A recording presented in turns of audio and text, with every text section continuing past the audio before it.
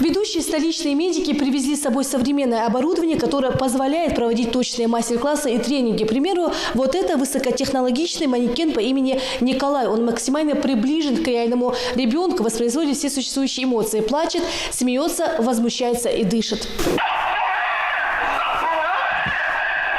У ребенка-манекена есть и характер, и настроение, движение рук и ног, пульс и даже стук сердца. С помощью такого материала неонатологи в стимуляционном родовом зале отрабатывают ситуации, которые могут создать угрозу для матери и ребенка. Первые минуты после рождения самые важные. Специальные мониторы показывают частоту сердечных сокращений и уровень сатурации. Мы даем почувствовать специалистам, которые будут работать, в частности неонатологам, как они будут себя вести, как они будут себя чувствовать, как они будут принимать решения, моделируя ситуацию, которая может возникнуть в родильном зале. Кандидат медицинских наук, опытный врач Константин Титков ингушским неонатологам рассказывает, как важно правильно оказать экстренную медицинскую помощь. В руки таких медиков чаще всего попадают дети с проблемами здоровья. Правильно действуя, доктор должен стабилизировать состояние ребенка и провести первую реанимацию. Он не кричит, не дышит. Пуповину пересекли, акушерка несет.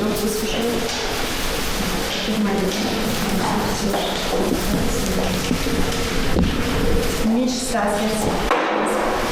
Ингушские неонатологи справились. Врачам удалось нормализовать состояние ребенка. Действовали строго по инструкции. Хотя чаще всего все идет не по плану. Неонатология, как наука, постоянно идет в ногу со временем. Тренинги от столичных медиков – прекрасная возможность получить новые знания, уверены наши врачи. Обучают в команде, как работать. И если у нас идет отклонение от нормы, чтобы мы быстро приняли то или иное решение, которое необходимо на данный момент.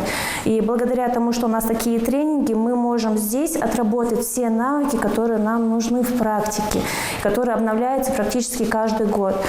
И если вот здесь мы можем ошибиться, допустить какие-нибудь ошибки, которые потом мы с нашими кураторами разбираем и в дальнейшем пытаемся не допустить их, то в родзале такие ошибки могут стоить и качество жизни ребенка, и прогноз для жизни для ребенка будет крайне неблагоприятный. На данном цикле мы прорабатывали новый протокол по реанимации новорожденных в родзале, стабилизации новорожденных. Вот, коллеги из Москвы поделились с нами знаниями, терпеливо нас обучали. Вот, такая возможность, конечно, она бывает не всегда. В основном приходится врачам выезжать в Москву и в другие города для того, чтобы получить эти знания. У нас бывают очень разнообразные случаи, так как наш регион лидирует по рождаемости, соответственно, у нас будет больше случаев рождения недоношенных детей, детей с пороками различными. После практической части тренингов медики переходят к специальному тестированию, которое необходимо, чтобы закрепить проделанную за 5 дней работу с ингушскими врачами. Мы вам и говорили, да, у нас было входящее тестирование, сейчас будет исходящее тестирование, чтобы посмотреть динамику ваших знаний и, собственно, оценить нашу работу, насколько доступно нам удалось вам рассказать о технологии реанимации новорожденных. На вопросы нужно отвечать оперативно. Практически все они связаны с оказанием экстренной помощи новорожденному недоношенному ребенку. Собравшиеся в зале неонатологи справились с заданием. 91 – это очень хороший результат. Мы достигаем его не всегда, не во всех регионах, и не во всех медицинских учреждениях, что отрадно. Но мы на самом деле видели вашу заинтересованность, вашу готовность воспринимать наши знания, что ваши навыки находятся на достаточно хорошем уровне. Серия мастер-классов, лекций и тренингов от ведущих столичных медиков – это непрерывный образовательный процесс. Врачи всегда должны повышать свои знания и навыки, изучать передовые методы и технологии. Национальный медицинский исследовательский центр имени академика Кулакова является базисом в стране по сохранению репродуктивного здоровья. Нашему региону, где рождаемость на высоком уровне, просто необходимо изучать опыт ведущих акушеров, гинекологов и неонатологов.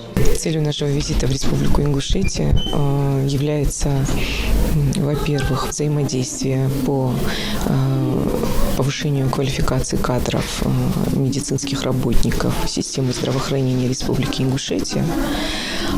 Вторая задача наверняка связана с первой абсолютно, и она направлена на снижение материнской и младенческой смертности и повышение уровня оказания медицинской помощи в родовспоможении. В целом впечатление приезжих кураторов наших о нас неплохое.